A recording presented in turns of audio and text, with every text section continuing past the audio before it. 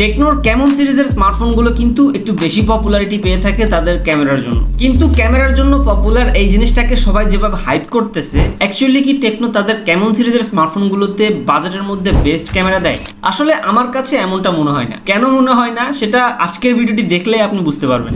এটা হচ্ছে techno recently launch হওয়া একটি স্মার্টফোন, টেকনো ক্যামন 30। দুইটা ভেরিয়েন্টে এই স্মার্টফোনটি লঞ্চ হয়েছে। 8GB র্যাম 256GB রম, যেটার প্রাইস হচ্ছে 25,000 টাকা। আর একটা ভেরিয়েন্ট হচ্ছে 12GB র্যাম 256GB রম, যেটার প্রাইস হচ্ছে 30,000 টাকা। 30,000 টাকায় 12GB 256GB ভেরিয়েন্টটা অনেকে সাজেস্ট না করলেও কিন্তু 8GB 256GB ভেরিয়েন্টটাকে 25,000 টাকায় অনেকে ভ্যালু ফর মানি বলতেছে। এন্ড আসলে এই স্মার্টফোনটির স্পেক্সটা দেখলে আপনি হয়তো ইমপ্রেসড হইতে পারেন, কারণ স্মার্টফোনটাতে আছে অ্যামোলেড ডিসপ্লে, যেটা কিনা 120Hz রিফ্রেশ রেটের আছে, in display fingerprint sensor, MediaTek Helio G99 ultimate chipset, dual stereo speaker, 5000 mAh ব্যাটারির সাথে 70 ওয়াটের একটি চার্জার, যেটা কিনা ফোনটাকে অ্যাকচুয়ালি খুব দ্রুতই চার্জ করে ফেলে। কাগজে কলমে স্পেক্সটা আসলে ইমপ্রেসিভ, কিন্তু রিয়েল লাইফ ইউজিং এক্সপিরিয়েন্সে অ্যাকচুয়ালি এই স্মার্টফোনটি কেমন এবং এই কেমন স্মার্টফোনটির ক্যামেরাটা কেমন সেটাই আজকের ভিডিওতে জানার ট্রাই করব, এবং কোথা থেকে নিলে কত টাকা কেমনি কি ডিসকাউন্ট পাবেন অবশ্যই সবকিছু আজকের ভিডিওতে শেয়ার করব।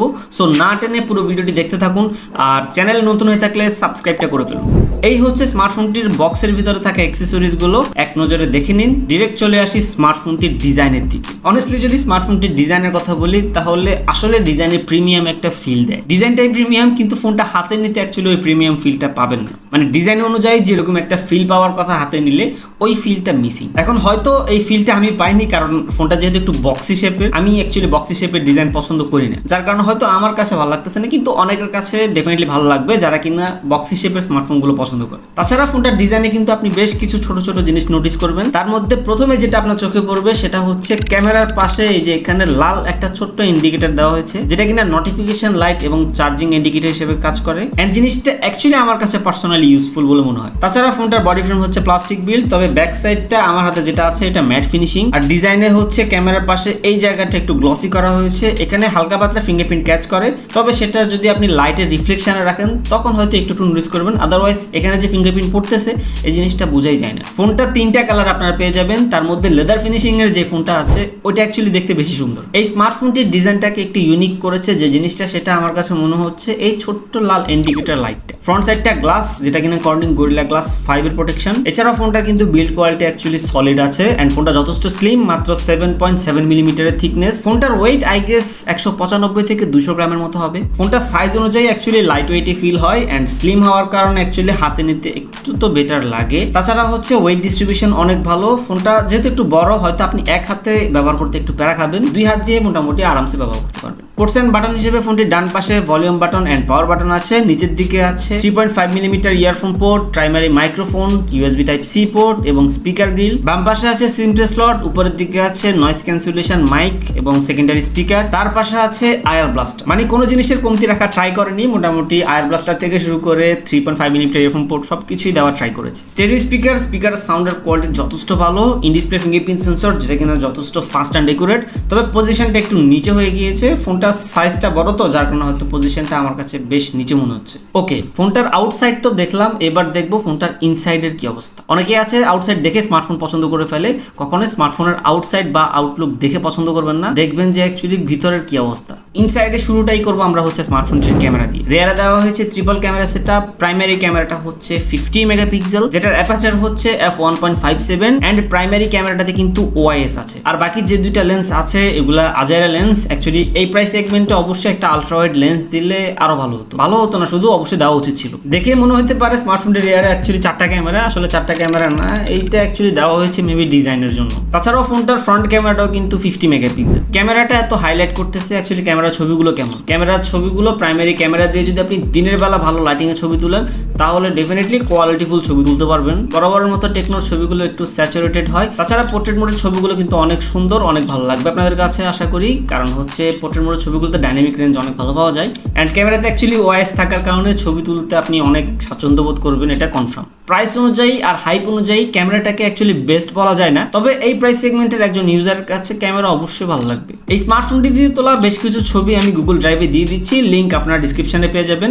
ওখান থেকে আপনারা অ্যাকচুয়ালি এই স্মার্টফোনটির ক্যামেরাটা কেমন আপনারা অরিজিনাল ছবিগুলো দেখে নিন, অ্যাকচুয়ালি ডিটেল বা কালার কেমন। আর ভিডিও শুট করতে পারবেন সর্বোচ্চ 2K 30fps রেজলিউশনে। ভিডিও আশা করি ভালো লাগবে, কারণ ভিডিও একটু স্টেবল পাওয়া যায়। তবে যদি আপনি কন্টেন্ট ক্রিয়েট করার জন্য নিতে চান তাহলে আমি আপনাকে ডিরেক্ট সাজেস্ট করতেছি না, আগে আপনি এই স্মার্টফোনটির অরিজিনাল ভিডিও কেমন এটা ওই যে গুগল ড্রাইভে আপনারা পেয়ে যাবেন, লিঙ্ক ডিসক্রিপশনে দেওয়া আছে, ওখান থেকে আপনারা অরিজিনাল ফুটেজগুলো নিজেরাই দেখে নিন। আর ফ্রন্ট ক্যামেরা যেহেতু 50 মেগাপিক্সেল ফ্রন্ট ক্যামেরার ছবিগুলো অনেকের কাছে ভালো লাগবে আর ডিটেলও ভালো পাবেন। অনেকেই হয়তো এই কোশ্চেনটা থাকতে পারে যে টেকনো কেমন সিরিজের স্মার্টফোনগুলোতে অ্যাকচুয়ালি ক্যামেরাটা কেন এত হাইলাইট করে। ক্যামেরাটা হাইলাইট করে অ্যাকচুয়ালি ক্যামেরাতে অনেক ধরনের ফিচার দিয়ে রাখে, এন্ড হচ্ছে এই স্মার্টফোনটিতে কিছু নতুন এআই ফিচার অ্যাড করেছে। যদি এই স্মার্টফোনটির ক্যামেরা নিয়ে অ্যাকচুয়ালি ইন ডিটেলে বলতে চাই তাহলে এটা নিয়ে অ্যাকচুয়ালি আলাদা একটা ভিডিও বানাতে হবে। এই স্মার্টফোনটির ক্যামেরাতে যে এক্সট্রা ফিচারগুলো অ্যাকচুয়ালি দিয়েছে এটা রিয়েল লাইফে অ্যাকচুয়ালি কয়জনে ব্যবহার করবে ওটা আমি বলতে পারি না। তবে আপনি যদি এই স্মার্টফোনটির ক্যামেরা নিয়ে ইন ডিটেলে জানার ইন্টারেস্ট থাকেন তাহলে অবশ্যই কমেন্ট করুন, আমি চেষ্টা করবো এই স্মার্টফোনটির শুধু ক্যামেরা নিয়ে প্রপার ভিডিও নিয়ে আসা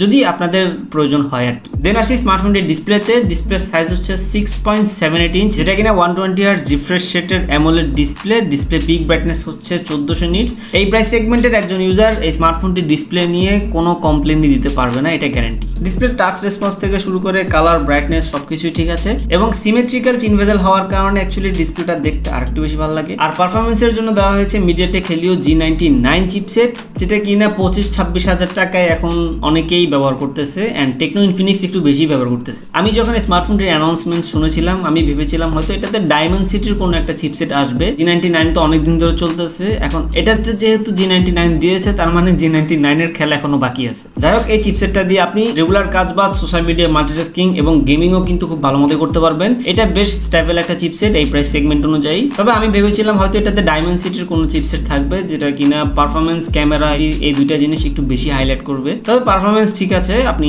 এই প্রাইস সেগমেন্টের একজন ইউজার তো সে একদম এক্সট্রিম লেভেলের তো আর গেমিং করবে না, যেটা করবে সেটা তার জন্য এনাফ। তাছাড়া টেকনোর ইউআই কিন্তু আগের থেকে অনেক ইমপ্রুভ হয়েছে এবং ফোনটা রান করছে অ্যান্ড্রয়েড 14-এ আর অপারেটিং সিস্টেমে আছে তাদের নিজস্ব operating system iOS 14। So performance নিয়ে আসলে কোনো ধরনের প্যারাই পড়বেন না এবং ইউআইটাও আগের থেকে অনেক হালকা হওয়ার কারণে ইউজিং এক্সপিরিয়েন্সটা একটু বেটার পাবেন আগের চাইতে। তাছাড়া ফোনটাতে ব্যাটারি ব্যাকআপও ভালো পাবেন কারণ 5000 mAh এর ব্যাটারি এন্ড ব্যাটারিটাকে চার্জ করার জন্য দেওয়া হচ্ছে 70 ওয়াটের চার্জার। তারা দাবি করতেছে যে 45 মিনিটের মধ্যে স্মার্টফোনটি ফুল চার্জ হয়ে যাবে, তবে আমার মতো আর একটু বেশি লাগতে পারে, 50 মিনিট মতো লাগতে পারে। এবং কানেক্টিভিটির কথা যদি বলি তাহলে কানেক্টিভিটি নিয়ে কোনো ধরনের প্যারাই পড়িনি। ফোনটাতে ডুয়াল ব্যান্ড ওয়াইফাই সাপোর্ট করে, ওটিজি সাপোর্ট করে, এনএফসিও সাপোর্ট করে এবং ফোনটার ব্লুটুথ ভার্সন হচ্ছে 5.3। তার পাশাপাশি প্রয়োজনীয় সব ধরনের সেন্সরই আছে। ওকে, এইবার হচ্ছে ডিসিশন মেক করার পালা।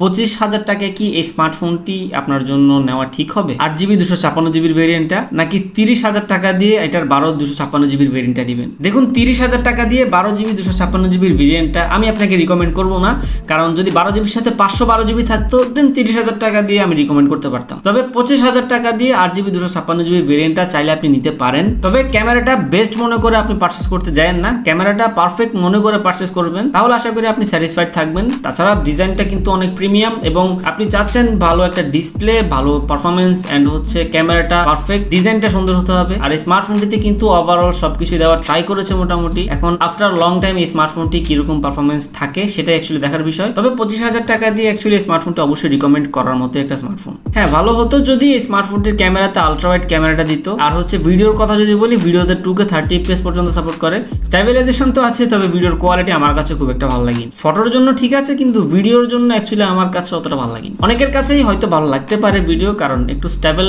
ভিডিও দেয় তো। এখন এই স্মার্টফোনটি যদি আপনি পারচেস করতে চান ভালো একটা ডিসকাউন্টে, তাহলে আপনি চলে যান ওরহান মোবাইল জোনে। তাদের একটা টেকনোর অফিসিয়াল একটা ব্র্যান্ড আউটলেট, তাদের কাছ থেকে আপনারা টেকনোর সবগুলো স্মার্টফোন অ্যাভেলেবেল পেয়ে যাবেন। এবং যদি আমাদের চ্যানেলে সাবস্ক্রাইবার হয়ে থাকেন আপনি কিন্তু বেশ ভালো একটা ডিসকাউন্ট পেয়ে যাবেন এই স্মার্টফোনটির ক্ষেত্রে। শুধু এটা না, তাদের কাছ থেকে যেটাই আপনি পারচেস করেন ভালো একটা ডিসকাউন্ট পাবেন, তবে এটাতে একটু বেশি পাবেন যদি সাবস্ক্রাইবার হয়ে থাকেন আর কি। আর একটা কথা বলি, যদি আপনি এই প্রাইস সেগমেন্টে কার্ভ ডিসপ্লের একটা স্মার্টফোন নিতে চান তাহলে সেম কনফিগারেশনের কিন্তু টেকনোরই একটা স্মার্টফোন আছে, টেকনো স্পার্ক 20 Pro Plus, যেটার প্রাইস কিনা 27,000 টাকা, 8GB 256GB ভেরিয়েন্ট। ওই স্মার্টফোনটি আপনি নিতে পারেন, ওটাতে আছে কার্ভড অ্যামোলেড ডিসপ্লে এবং MediaTek G99 ultimately chipset. So performance definitely ভালো পাবেন আর ফোনটাও যথেষ্ট স্লিম।